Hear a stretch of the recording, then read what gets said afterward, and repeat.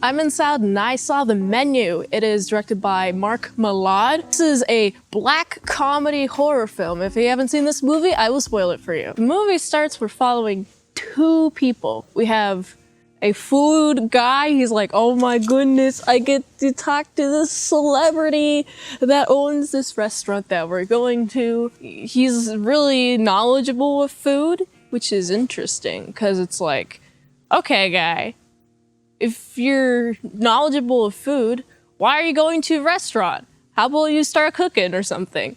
That was kind of my first thought of him. Plus we have Margot, is that her name? It seems like she's not very knowledgeable of food culture, which is weird why she's here. My first thought of her, if I was watching the movie, I was like, wait, why is she here? She's not appreciating the art. It's $1,200 per ticket is what we've been told through the dialogue of the movie. And it's like, oh wow, so this is a really expensive date. Why is this guy who is a foodie taking this really awful chick who is not a foodie on a very expensive date? Did they just meet? Why bring her on a date? So that's my first question. We get to meet the other guests. We have a couple who is really wealthy. We also have a celebrity and his agent. We got a couple of three money dudes. There's also a really pretentious critic that's just like, ooh, I'm gonna describe things with a word, ew, instead of, experiencing the food that is on her plate. And then there's also the chef's mother, and then we have the chef. This movie style is very interesting. We first get first course, which looks to be tasty, but not very fulfilling. Man, I've seen some really small plates at some high dining restaurants, even like $50 plates. I've been to places where the $50 is just like, oh, well, it's a couple of pieces of food. And it's like, wait, I paid $50 for this? I want more. On the one hand, I'm sympathetic to Margot. She's like, I'm not really interested in the food here that much. I'm barely getting any portions. The second course and the third courses are really small. One of the courses is just a platter of sauces and no bread. It's a breadless, sauce-full platter. And in the dialogue, it's like, oh, well, it's actually a place known for its bread. So this is a bad business decision. And it's like, okay, so this restaurant doesn't seem like it plans on going for very long. Also, we get to learn some more about Margot. She's like, oh, I'm just gonna smoke. And she goes to the bathroom to smoke because she's like, I don't really like this food. I want to return the food. And you have the foodie date. He's like, no, you can't disrespect the chef like that. No, you can't do that. We also got some people, especially one of the wealthy dudes. He's like, oh, I'm just gonna not remember anything about the food that I eat. I'm just gonna pay a lot of money and not really care about the experience that I get. As the courses go on, the chef gets weirder with his courses. The chef is going up to Margot. He's like, hey, why don't you enjoy my food? She's like, I don't enjoy your food. This is kind of like some intellectual exercise. The more she talks about her experience and not liking it, the more I'm like, you know what? I'm kind of getting closer to being on her side. We're now at the third course, and the third course is really weird. It's really weird because they get a bunch of tacos. Oh, it's taco night, but all the tortillas are laser printed, have something laser imprinted on them.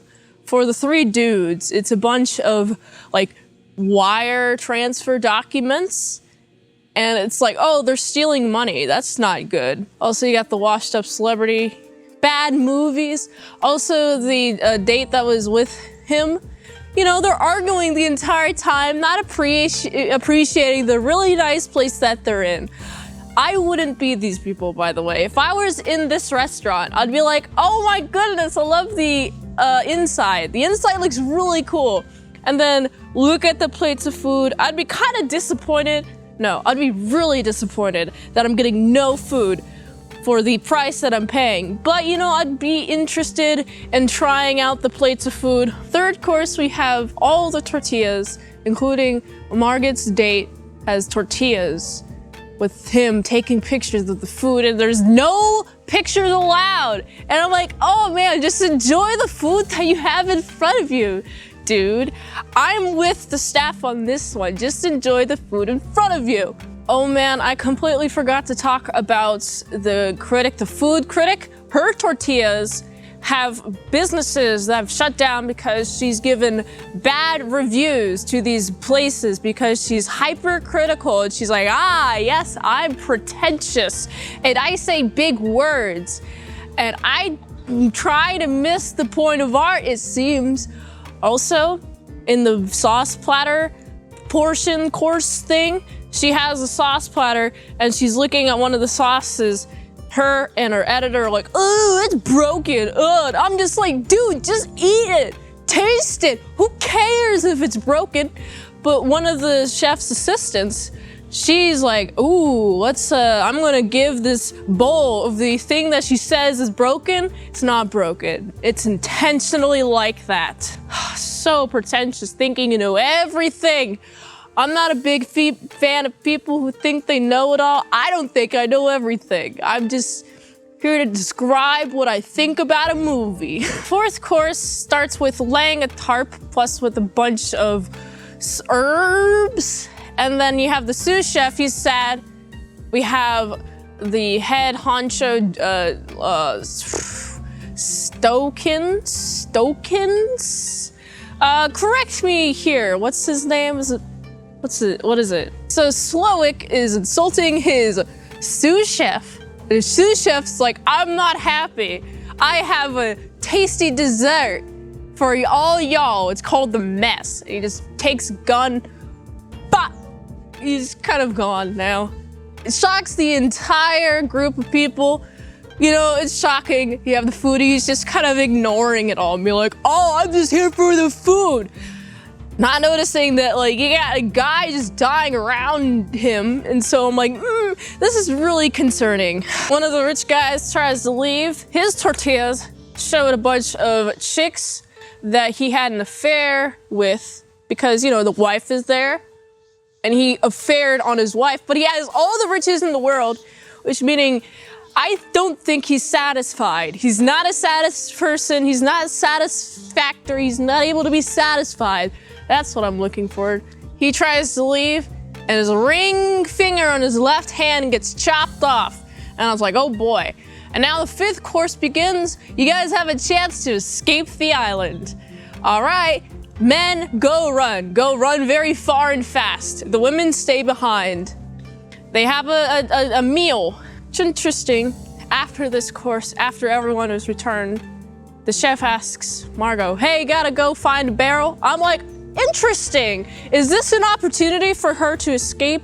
Because the chef is talking to her throughout the movie, not really caring about the other guests because the other guests are awful, but she's just here because he being the foodie needed a date.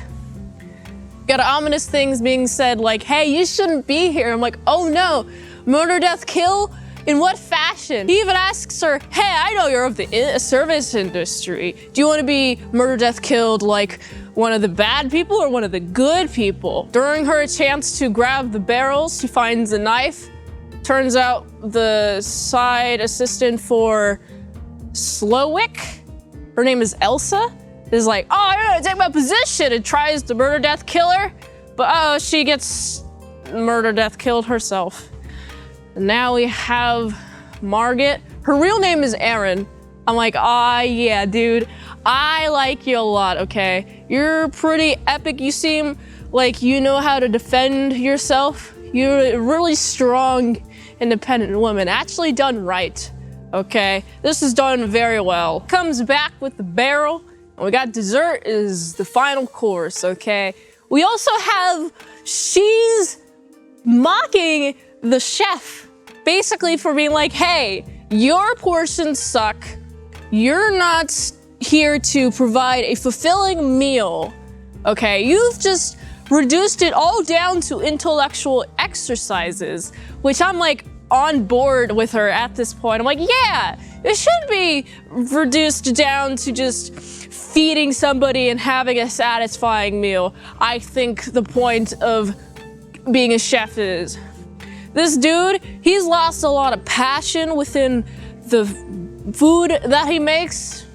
He's loveless. He even explains it to all the guests, like, you everyone, you guy, patron, wealthy dude who lost his ring finger, you have been here 11 times, you don't remember any of my dishes. And I'm like, yeah, I really have to feel for him, because all the reasons that he explains for not liking life anymore, and the guy who previously owned it, the rich guy, because, you know, Slowick now seems to own the restaurant, he takes that guy and drowns him. And it's like, oh, geez. Man, he must like had a lot of terrible customers. He's also setting his price point to $1,200 per ticket. Like, dude, that's a lot of money. Like, a person, just one person would be like, oh my goodness, what an experience. But if anyone told anyone about the portion of the size portions, I feel like it would deter people from really wanting to experience that. Because I would be really mad if I was served a plate of sauce with no bread if I'm going to a restaurant known for its bread. Like, I agree with Margaret on that one. She went through his house during getting the barrel, saw a picture of him being young, happy with a cheeseburger. And she's like, oh, I'm gonna use that to ask for a cheeseburger. And he's really happy. He finally gets to make something he actually enjoys cooking, okay? He makes a really good looking cheeseburger that I'm like, oh man, I really wanna eat that cheeseburger. That looks like yum, delicious. Yum yum in my tum-tum. What's your favorite type of cheeseburger? Let me know in the comments below. I just really like cheeseburgers. She's like, oh, I like this cheeseburger. Can I take this to go? And the asking to leave is in the restaurant convention. She gets a to-go box. She's able to leave. And then the final dessert, we place chocolate on people's heads. These, what seems to be ponchos of marshmallows on people's shoulders. It seems like people are not able to maneuver very well with the marshmallow poncho on their shoulders, and then they burn alive with him being the head chef, the staff, and the rest of the bad guests. And there's a nice little shot of the restaurant being on fire, and there's a word caption on the corner of the screen says s'mores. Graham cracker, chocolate, marshmallows, customers, staff, restaurant. And it's just closing out, it being the movie. The movie is closing out on Margaret eating a cheeseburger while on a boat. And I'm like, oh, yo, this is awesome, okay? That's the end of the movie. By the end of this movie, I was completely changed to Margaret's side, being like, yeah, I want to be provided with something that will fill me. I feel like this is a commentary on art and people who go to patron art. There's the type of people who steal from artists. There's the type of people who don't appreciate art, will just blindly give money for whatever reason. There's the people who attempt to appreciate art, but then when called on, hey, you know a lot about art, how about you try cooking? The head chef says to the foodie guy is really bad at cooking. There are some things that I would have done better than this dude. Dude, cook the meat first, okay? You just put a slab of butter, it's boiling. Ew, you might burn the butter. So you put the meat on first, and then you cook the vegetables.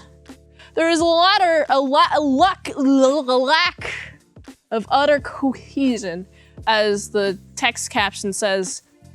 I really like the still frames of the foods that are being given and the description of what's in them.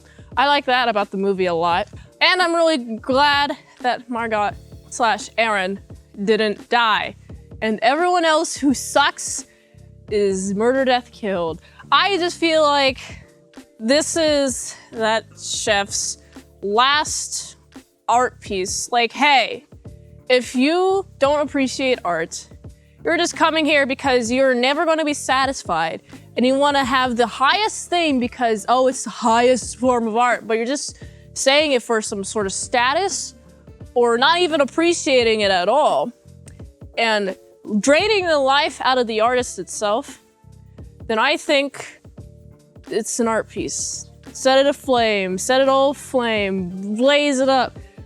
It really got me thinking about art and the struggle of art. That's what makes art good, by the way, is the struggle. I know it's hard to hear, but I think the struggle is what makes art pure. And so the struggle of this chef dude, he's like, oh boy, I'm struggling to please everyone. You can't please everyone. Perfection doesn't exist. And it's hard to teach myself that, but I have to. I enjoyed the vibrant colors and the sweeping cinematography. It was very nicely done. I felt like I was in the environment. And I really like all of the set dressing and the forest, but mostly the restaurant inside is really cool looking, and it's really cool that the head chef just lives in a duplicate version of the restaurant, because of course that would be his main passion. Who cares about a bed if you're just gonna spend all your time in the kitchen? And for that, I gotta give this movie a solid 8 out of 10. If you liked this review, watch another video. YouTube really likes that. You can also like, comment, subscribe, and share this video with everyone you know. The ultimate goal of this channel is for me to become an expert movie reviewer, so if I haven't reviewed it on the channel, there's a chance I haven't even seen it at all. If you'd like to request a movie in the comments below, you can do that, or you can fast track a movie review request at patreon.com/ASCpresents for $20 a month for one movie review per 1 month, or $3 a month for 250 vlogs that are up there, plus the how to draw Pokemon tutorials will be posted there early and first at patreon.com/ASCpresents. And if you'd like to help support the daily grindiness of all these daily movie reviews, you can go to this link tree. It really helps the daily grindiness. My Fansly is free to follow. So you can go there. And until next time, I'm Mint Salad Sauce. See you later, my salad croutons, bacon bits.